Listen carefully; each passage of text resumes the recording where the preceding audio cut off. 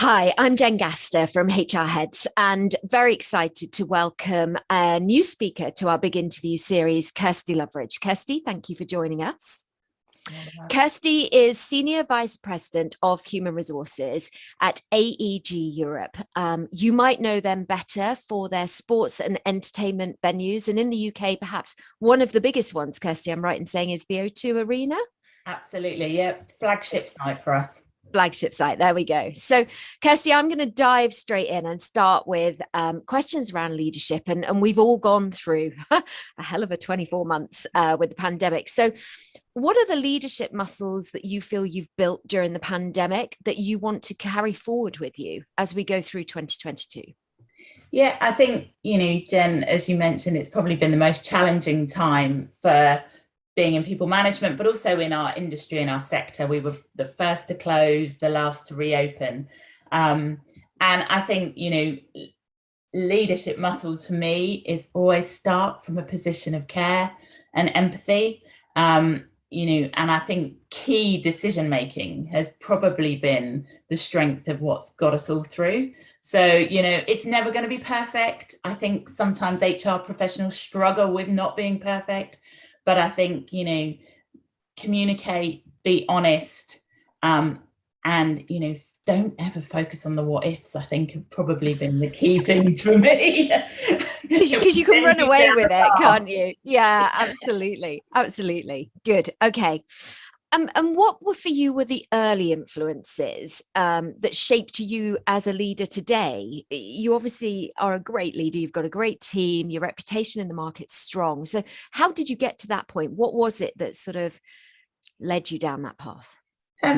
It's quite interesting because I'm taking my 15-year-old on a journey at this moment in time of kind of where you're going to go and what you're going to do.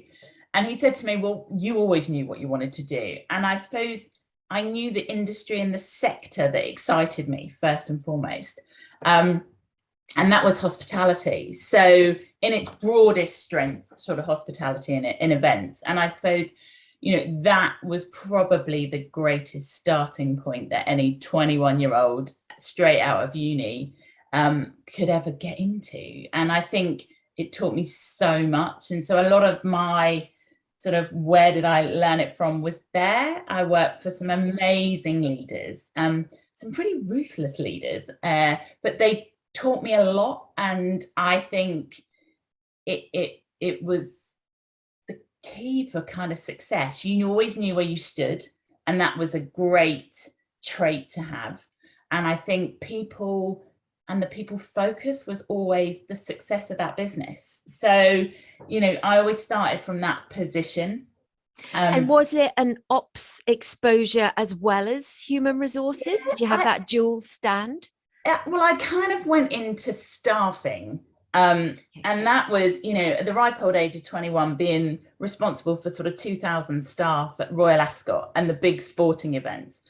And so that brought all the joys of kind of how are you going to get them there, how are you going to recruit them, what they're going to do when they're there through. So it was probably more of a people ops focus with a recruitment bias because, how do you recruit 2,000 temporary staff? And then probably whilst you were in the business, it was always operational focus. So I'd always sat with leadership teams rather than in central HR head office teams. And I think that was probably a big driving force of kind of getting on with stuff.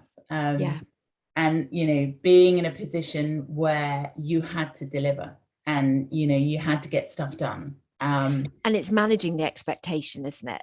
Really clearly upfront what I expect and how I do it. Yeah. And, I learned from some amazing managing directors that their business was around turnarounds. We would go into different contracts and make it profitable or turn it around. And the first thing that always happened was it was about the people. Yeah. And that was probably the greatest learning anyone could have. Yeah. Good. Okay. So looking at your role today, Senior VP HR, how is it different in reality to what you expected when you stepped into that role for the first time? Yeah, every day is different. And I think, you know, I've come at HR from a generalist experience. So I've never been a specialist in any, you know, vein of HR, whether it's L&D or, you know, reward. But I think the generalist approach has helped me through, and especially in a time now, and you'll know this better than anyone, Jen, it's about culture and inclusion. And that kind of puts everything in a people function to the top of the chain. And I think that, you know, your responsibility to drive that and then foster that kind of culture piece is key. And look, you know, don't be afraid of not knowing it all, I think is probably my, you know, if someone, because I do. if you were responsible for all of it. I think I've, you know, how does it different? It's grown, you know, ED&I was, you know, was key, but not the forefront that it is now. Mental health and wellbeing was key, but not, you know, target as it is now. And they are topics that are occupying every single person's agenda, you know, whether they're in HR or just business leaders, I think, and they're not going away because the nature of work has changed, that they've become really crucial. Yeah. And I think, you know, it's a journey with all of these things. And I think, you know, it's the expectation that you know everything. And I think I've probably had the benefit through my career as being a generalist, working with some amazing people. And if I didn't know the answer, being able to work with some experts, you know, inclusion, we were late to that journey. And, you know, where do you start?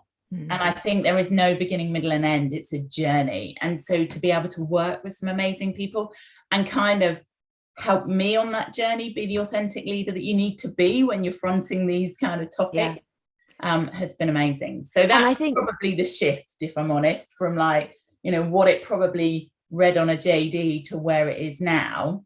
And just I'm thinking and reflecting as you speak, inclusion in an environment where quite often your workforce is transient. That is another layer of complexity to the whole concept of inclusion. Because they don't belong as such. They're in and out, you know.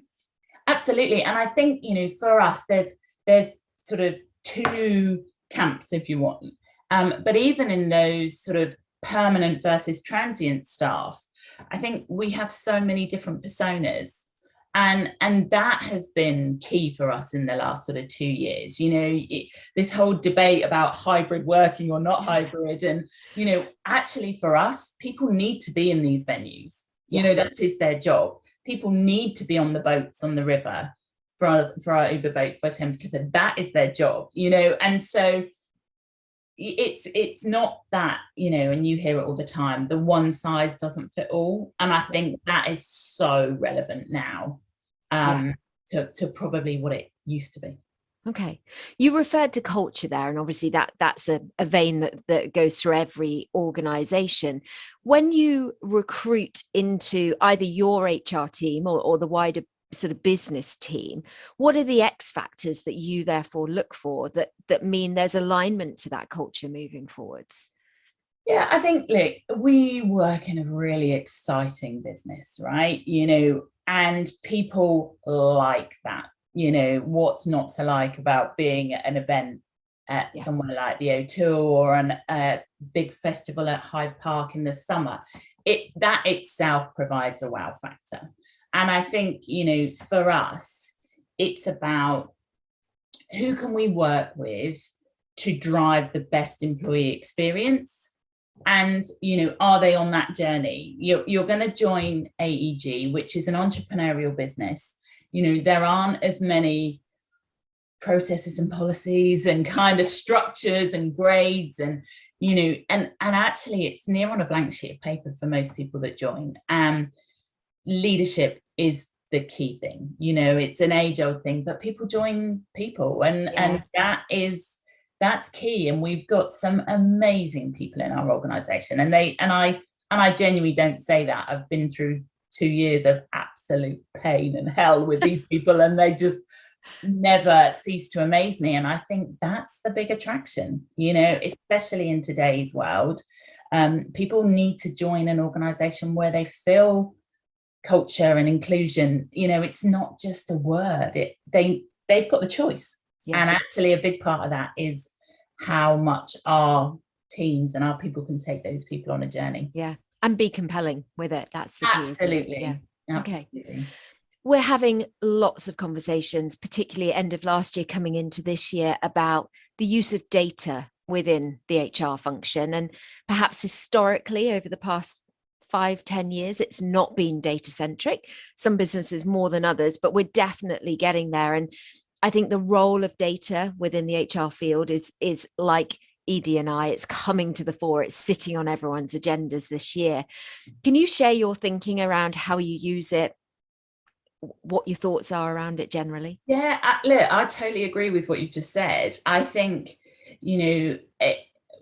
where's the data coming from? People want to believe the trends, don't want to believe the trends, get too hung up on the trends. And I think for us, a lot of data comes from sort of engagement surveys. And I'm a massive believer in stop asking if you're not going to do anything with it. So, people can end up with too much data.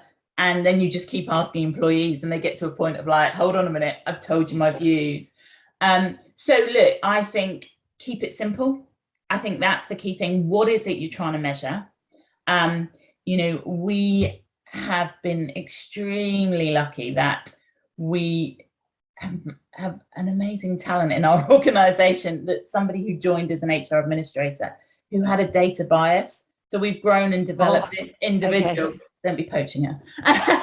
No, wouldn't dream that.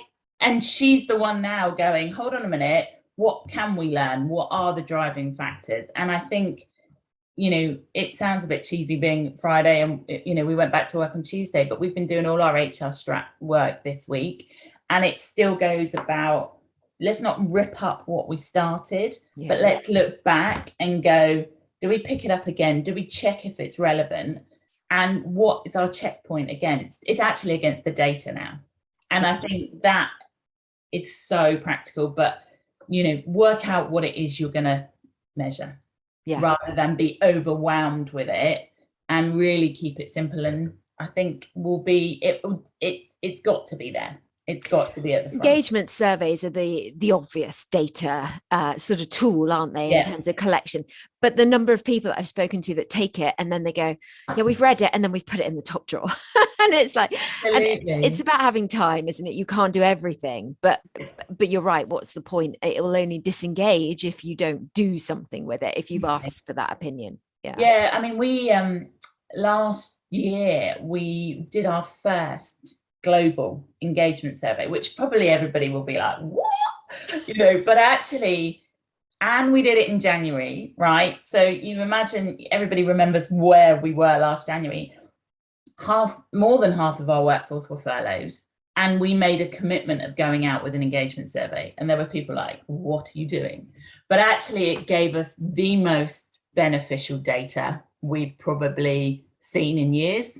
And it was like, the strengths of what we do well, and that was key. That's like, there's your starter. Now you've got to focus on all the opportunities. Right. And don't ask again until you've delivered on those. Do something about it. Yeah, absolutely. Absolutely. Okay. And my final question is, a lot of people reading or watching this are the HR leaders of tomorrow. They're those that aspire to be there. So my question to you is, what are you doing about developing those leaders? What is it you think are the key qualities that they need to bring to the table for what comes next in HR? Yeah, look, I have had the benefit over X amount of years being in HR now to work with some amazing talent. My team that we worked with at Compass all those years ago are in some amazing positions now. And, if I look at all of that group, they were my first go-to group throughout the pandemic of like, what are you all doing? Where are you at? And it's because you trust them, because you've kind of, everybody started at the same point. And I think for me, my kind of giveaways to anyone, in the next gen is start from a position of caring. If you start from a position of process, you're probably in the wrong role. So always start from caring and empathy. you're not going to get it all right all the time, but make some decisions. I think HR professionals have got a bad rep over the years for procrastination. And I think it's about getting shit done. Like, you know, I think if I can give anybody in HR, generalist HR, some skill sets, it's get yourself some good project management experience, because you are expected to come up with the ideas, execute, deliver, refresh. And I think, you know, you need to don't get stuck in that mire. And it's not that you're doing, the expectation isn't that you do that for just one thing. It's that you'll do that across 5 or 6 things simultaneously. As a generalist, you know, you spin so many different plates. Yeah. And every year we do our HR strat, right? And every year we're sat there at the end of the day going, oh my God, there's so much to do. How are we ever going to do it? And I think, you know, you just have to give people the ownership and the responsibility to deliver and, you know, involve everybody. So it's not just my top team that's involved in that planning, it's everybody, because, you know, I've also got the luxury, Jen, that a lot of my team have been with me since I joined AEG, and they were here before. So sometimes for us, it's around getting out the bubble and looking what others are doing.